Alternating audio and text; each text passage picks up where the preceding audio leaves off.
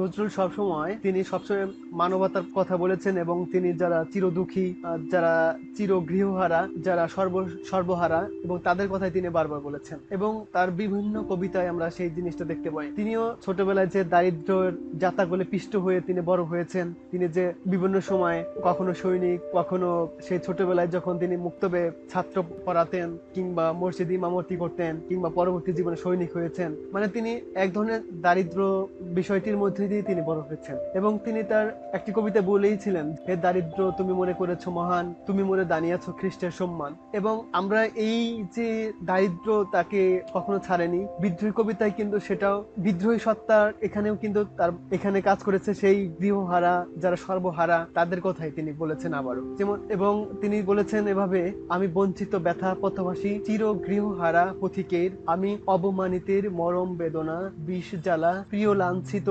বুকে গতি পেয়ে। অর্থাৎ তিনি বলেছেন আমি অবমানিত মরম জ্বালা। এর মানে হচ্ছে তিনি যে সেই চিরবঞ্চিত মানুষ, যারা যারা সবসময় দুঃখে খেয়ে না খেয়ে যাদের দিন যাপন করতেন, তিনি তাদের কথাই বলতে চেয়েছেন এবং তিনি তাদের কথাই বলেছেন ঘুরে ফিরে বারবার। এবং কখনো তিনি এই বিদ্রোহীর মাধ্যমে, অভাবীর কথা বলার মাধ্যমে তিনি কখনো প্রেমিক হয়ে উঠেছেন। যেমন তিনি বলেছেন, আমি অভিমানী চিরক্ষুব্ধ হিয়ার কাতরতা ব্যথা শুনিবি চিতচুম্বন চোর কম্পন, আমি থর থর থর প্রথম প্রকাশ কুমারীর, আমি গোপন প্রিয়ার চকিত চাহনি ছল করে দেখাও নখন, আমি চপল মেয়ের ভালোবাসা তার কাকুন চুরির কঙ্কন, আমি চির শিশু চির কিশোর, আমি যৌবন ভীতু পল্লীবালার আঁচর কাঁচুলি নিচোর। এই যে আমরা নজরুলকে পেয়েছি, এখানে তার প্রেমিক সত্তা প্রবল হয়ে উঠেছে এবং তার সেই একজন বিরোহী নজরুলকে যেন পেয়ে গেছে আমরা। তিনি প্রেম প্রকাশ করেছেন তার কবিতায়, কিন্তু সেই প্রেমটা হয়ে গেছে যেন একজন বিরোহী কবির কিংবা একজন বিরোহী মানুষের সেই চিরায়ত প্রেমের কথাই বলা হয়েছে, যেগুলা আমরা দেখতে পাই যে এই ট্র্যাজিক পরিণতি যেন সাহিত্য, শিল্প সাহিত্য বলি, গান বলি, কবিতা বলি, নাটক উপন্যাস বলি, সেই ট্র্যাজিককে যেন সেই শিল্প সাহিত্যকে মহান করে তুলেছে। কিংবা আমরা নজরুলের মধ্যে যে সেই তৃষ্ণার্ত প্রেম কাতর নজরুলকে পেয়ে থাকি, সেই নজরুল যেমন মানুষের বিপদে কখনো সক্রিয় হয়ে উঠেছেন কিংবা অন্যায়ের প্রতিবাদে তিনি যখন তার দৃপ্ত কণ্ঠে তিনি কবিতার মাধ্যমে হোক কিংবা কোনো অভিভাষণের মাধ্যমে হোক তিনি তার সেই প্রতিবাদ প্রকাশ করেছেন, সেই নজরুল যেন উঠেছেন আমাদের সবার, অর্থাৎ গোটা বাঙালির সেই কণ্ঠস্বর, যিনি আমাদেরকে কবিতার মাধ্যমে হোক, গানের মাধ্যমে হোক কিংবা নিজের অভিভাষণের মাধ্যমে হোক তিনি বিদ্রোহী সত্তাকে জাগ্রত করার চেষ্টা করেছেন আমাদের মাধ্যমে। যেমন তিনি কখনো বলেছেন, আমি মরুনির ঝড় ঝড় ঝড়, আমি শ্যামলিমা ছায়ার ছবি। অর্থাৎ তিনি বলেছেন আমি মরুর মাঝে যে ঝর্ণা থাকে আমি সেটার মধ্যে বইয়ের ওটা। তারপরে বলেছেন আমি শ্যামলিমা ছায়াছবি, অর্থাৎ এই যে সুন্দর প্রকৃতি, সেখানে বলেছেন আমি সেই প্রকৃতির একটা রূপ, আমি সহসা আমারে চিনেছি, আমার খুলে গিয়েছে সব বাদ। অর্থাৎ তিনি নিজেকে চিনেছেন বলেই তার যে সেই সংস্কার আচ্ছন্ন মন থেকে কিংবা সেই ঘুণে ধরা সমাজ থেকে তিনি যে বেরিয়ে আসতে পেরেছেন, এই লাইনের যেন তারই বহিঃপ্রকাশ। এই কারণে তিনি বলেছেন আমি উত্থান আমি পতন, আমি অচেতন চিতেই চেতন, আমি বিশ্ব তরুণে বই জয়ন্তী, আমি মানব বিজয় কেতন। কিংবা তিনি কখনো বলেছেন আমি ছুটি ঝড়ের মতন করতালি দিয়া স্বর্গমর্ত করতলে, তাজি বর্রাক আর উচ্চ শ্রোবা বাহন আমার হিম্মত রেশা হেঁকে চলে। অর্থাৎ তিনি বলেছেন তাজি বোরাক, আমরা এটা পাই মূলত ইসলামের একটা মিথ হিসাবে, যেখানে ইসলামের শ্রেষ্ঠ মানব হযরত মুহাম্মদ, যিনি তার সেই বোরাক নিয়ে পরম করুণাময় আল্লাহর কাছে তিনি তার দ্বিধার লাভের কাছে মাধ্যমে পৌঁছেছিলেন এবং সেই বাহনটিকে তিনি বোঝাচ্ছেন তাজি বোরাক। আর উষ্ট্রবা সেটা হচ্ছে হিন্দু ধর্মের একটা তীব্র গতির একটা ঘোড়াকে নির্দেশ করা হয়েছে। তেমন আবার তিনি বলেছেন আমি বসুধা পক্ষে আগ্নেয়গিরি বাড়াবো বন্যি কালানল, আমি পাতালে মাতাল অগ্নি পাথার কলরল কোলাহল। অর্থাৎ তিনি বলছেন আমি এই যে সুন্দর পৃথিবী, সেখানে তিনি অগ্নিভাবে, অগ্নিরূপে, কখনো কালানল কখনো পাতালে মাতাল অগ্নি হিসাবে তিনি নিজেকে প্রকাশ করতে চেয়েছেন। অর্থাৎ তিনি যে তার কল্পনা সীমা ছাড়িয়ে তিনি যে তারও অধিক বিষয়ের প্রতি গুরুত্ব দিতে চেয়েছেন এবং সেখানেই তিনি নজরুল হয়ে উঠেছেন আমাদের কাছে চিরায়ত এক অনন্য রূপে। তারপরে তিনি বলেছেন ধরি বাসুকির ফনা ঝাপটি, ধরি স্বর্গীয় দূত জিব্রাইলের আগুনের পাখা সাপটি। অর্থাৎ তিনি বলেছেন আমি জিব্রাইলের যে পাখা, জিব্রাইল হচ্ছেন তিনি সেই দেবতা ইসলাম ধর্মের কিংবা ফেরেশতা, যিনি তার মাধ্যমে তিনি পরম করুণাময়ের আল্লাহ তাআলার বিভিন্ন ওহী, বিভিন্ন বাণী, সংবাদ তিনি তার প্রেরিত নবী রাসূলগণের কাছে পৌঁছে দিতেন। অর্থাৎ সেই রূপটির কথা বলেছেন। যেমন সেই জিব্রাইলের যে আগুনের পাখা আছে, তিনি সেই পাখা ঝাপটে ধরতে চেয়েছেন।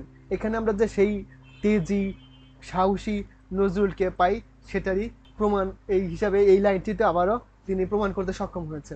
তারপরে আমরা যদি এই কবিতার দিকে পরবর্তীর দিকে আমরা তাকাই, যেমন মম বাঁশির তালে পাশরি শ্যামের হাতের বাঁশুরি, অর্থাৎ সেই শ্যাম অর্থাৎ শ্রীকৃষ্ণের কথা উঠে এসেছে। যেমন আবার তিনি বলেছেন যে আমি রুশে উঠি যবে ছুটি মহাকাশ ছাপিয়া ভয়ে সপ্ত নরক হাবিয়া দোজক নিভে যায় কাঁপিয়া। অর্থাৎ এই যে হাবিয়া দোজক অর্থাৎ হাবিয়া নরক, যেটা বলা হয়েছে ইসলাম ধর্মে বলা হয়েছে সবচেয়ে কঠিন মানে শাস্তিদায়ক যে নরকটি, সেই সবচেয়ে দোজকটি অর্থাৎ জাহান্নামটি, সেই হচ্ছে হাবিয়া নজকের বলে বলেছেন নিভে যায় কাঁপিয়া। যখন তিনি কি বলেছেন, আবার যদি আমরা লাইনটি পড়ি, আবার যদি স্মরণ করি, আমি রুশে উঠি যবে ছুটি মহাকাশ ছাপিয়া। অর্থাৎ তিনি যে মহাকাশ ছাপিয়ে উঠতে চেয়েছেন, ভয়ে স্বপ্ন নরক হাবিয়া দোজক নিভে যায় কাঁপিয়া। অর্থাৎ এই যে তার যে তেজদীপ্ত নজরুলকে পাই, চিরবিদ্রোহী নজরুলকে পাই, সেই বিষয়টি তিনি আবার প্রকাশ করেছেন যে যার ভয়ে হাবিয়া দোজক পর্যন্ত কেঁপে উঠতে পারে। এবং তারপরে যদি বলি, আমি শ্রাবণ প্লাবন বন্যা কবু ধরণীরে করি বরণিয়া কবু বিপুল ধ্বংস তন্না আমি ছিনিয়ে আনিব বিষ্ণু বক্ষ হতে যুগল কন্যা।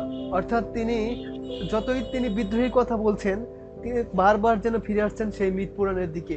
তিনি বারবার সেই মেটাফোর বলি, উপমা বলি কিংবা তার প্রতিতুলনা বলি, তিনি বারবার সেই তুলনা দিচ্ছেন সেই মিথ পুরাণ, কোরআন, মহাভারত কিংবা রামায়ণের সেই চরিত্র থেকে কিংবা কোনো ঘটনা থেকে কিংবা কোনো বিষয়বস্তু থেকে তিনি ফিরে যাচ্ছেন বারবার কোথায়, সেই আমাদের চিরায়ত সেই আমাদের সেই মিথ পুরাণের দিকেই তিনি যেন আমাদেরকে নিয়ে যাচ্ছেন, বারবার আমাদের দৃষ্টি ফিরিয়ে নিচ্ছেন সেই দিকেই।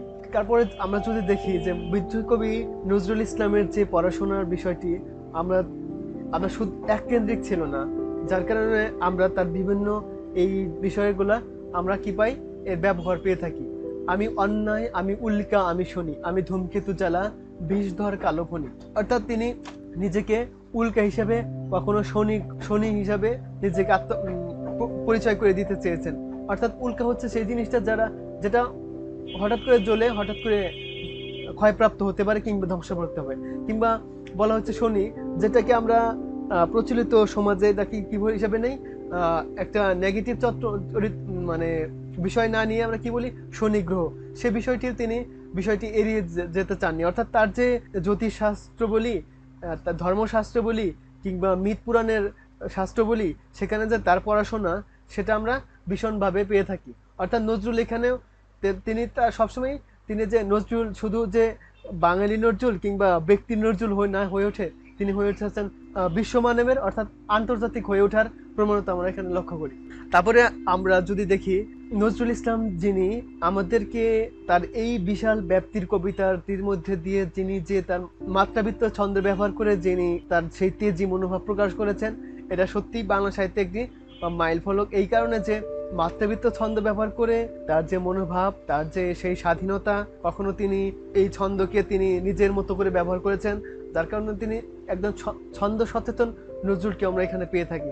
যেমন তিনি কখনো বলেছেন, আমি হলাম বলরাম স্কন্ধে, আমি উপরি ফেলিব অধীন বিশ্ব অবহেলে নব সৃষ্টির মহানন্দে। কিন্তু এই নজরুলকে আমরা যদি তার জীবন আলেখ্য কিংবা তার জীবন চরিত হিসাবে চিন্তা করে আমরা যদি এই কবিতা পাঠ করি, তখন তিনি কি বলেছেন, কি হিসাবে তিনি নিজেকে আত্মপ্রকাশ করতে চেয়েছেন, কিভাবে তিনি বলতে চাইছেন, কি তিনি মেসেজ দিতে চেয়েছেন, কি আমাদের কাছে বার্তা দিতে চেয়েছেন, এই কবিতাটি আসলে একটা সামগ্রিক একটা চিন্তা, আমরা একটা সমগ্র নজরুলকে পেয়ে থাকি। যেমন তিনি বলেছেন, যবে উৎপীড়িতের কন্দন রোল আকাশে বাতাসে ধ্বনিবে না, অত্যাচারীর খর্গ কৃপান ভীম রণভূমি রণিবে না, বিদ্রোহী রণক্লান্ত আমি সেই দিন হব শান্ত। অর্থাৎ তিনি বলেছেন, আমি সেই দিন শান্ত হব যেদিন অত্যাচারীর খর্গ কৃপান ভীম রণভূমে রণিবে না। অর্থাৎ যেদিন অত্যাচারীর যে তার যে অত্যাচারিত মনোভাব, তার যে মানুষের প্রতি আক্রোশ, কিংবা দিন দুঃখী কিংবা যারা নিষ্পেষিত তাদের প্রতি আক্রোশ যেদিন তার কম হবে, সেদিনে তিনি শান্ত হবেন।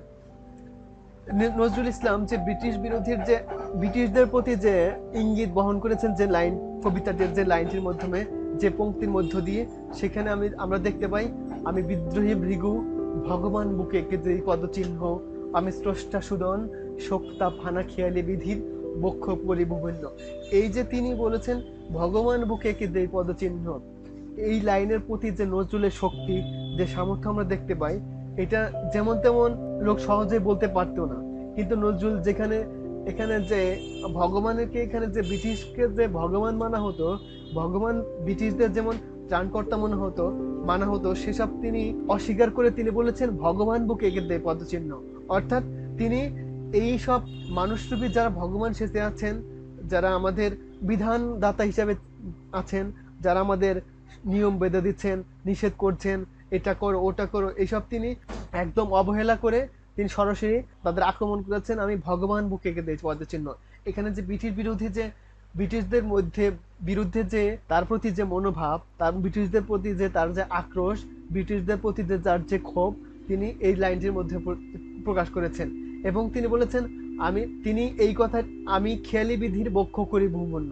অর্থাৎ এই এই তৎকালীন সময় ব্রিটিশরা যেরকম ছিলেন, অর্থাৎ তাদের যা খুশি তাই করতেন, তাদের কোনো আইন থাকলে তারা সরাসরি চাপিয়ে দিতেন মানুষের উপরে, কিংবা তাদের যে নীতিমালা, কিংবা তাদের অন্যায় আদেশ, কিংবা তাদের যেসব নিষেধাজ্ঞা তৈরি করতেন, তিনি বলেছেন আমি খেয়ালি বিধির বক্ষ করি ভূমন্য। অর্থাৎ সে ব্রিটিশ রাজের সে বক্ষকে বিদীর্ণ করার কথাই বলা হয়েছে। এবং তিনি বলেছেন যে আমি চির বিদ্রোহী বীর বিশ্ব ছাড়াই উঠিয়াছি একা চিরোন্নতম চিরোন্নত শীত। অর্থাৎ এই মাধ্যমেই আমরা নজরুলকে মূলত পেয়েছি, সেই নজরুলকে যিনি তার কবিতার শুরু থেকে শেষ পর্যন্ত নিজের সেই প্রভাব, নিজের সেই সচেতন মনোভাব, নিজের সেই সচেতন প্রতিবাদীমূলক কথা, নিজের সেই চেতনা, সেই ধ্যান, সেই ধারণা, সেই সেই যাপন, সেই বিদ্রোহী মনোভাব আমরা এই কবিতার মধ্য দিয়েও শেষ পর্যন্ত পেয়েছি। অর্থাৎ তিনি বলেছেন বিশ্ব ছাড়াই উঠিয়াছি একা চিরোন্নত শির। অর্থাৎ তিনি বলেছেন আমি কোনো কিছু আর পরোয়া করি না, আমি কোনো কিছুই আর মানি না, অর্থাৎ কোনো অন্যায় অবিচারকে আর সহ্য করার সময় নেই, আমি এইসব ছাড়িয়ে নিজেকে আরো উন্নত করতে চাই। অর্থাৎ আমার শির এখন উন্নতির দিকে পৌঁছে গেছে। অর্থাৎ বিশ্ব ছাড়াই উঠিয়াছি, এই কারণে বলা হয়েছে যে তিনি আর কোনো নিষেধ, আর কোনো অন্যায় কাজ করতে কিংবা অন্যায় আদেশ পালন করতে তিনি আর রাজি নন। অর্থাৎ তিনি উঠতে চান। অর্থাৎ এই যে বলেছেন যে আমি চির বিদ্রোহী বীর, অর্থাৎ যে ব্যক্তি নজরুলকে আমরা পেয়েছি, বলছেন আমি চির বিদ্রোহী বীর। এখানে আমরা যদি ব্যক্তি নজরুলকে না ধরে সামগ্রিক আমিকে, অর্থাৎ গোটা ভারতবর্ষকে কিংবা গোটা বাঙালি জাতিকেও ধরে নেই, তাহলে দেখতে পারবো সেখানে সেই আমিটা হয়ে গেছে বিশ্ব আমি, অর্থাৎ একটা আন্তর্জাতিকতার পর্যায়ে পৌঁছে গেছে। এই কারণে বিদ্রোহ কবিতার তাৎপর্য আজও এবং এখন এবং ভবিষ্যতেও বিদ্যমান থাকবে, এইটুকু প্রত্যাশা আমরা করতেই পারি। এই কারণে বিদ্রোহী কবিতা সর্বকালের, সর্বযুগের এবং সব সময়ের জন্য।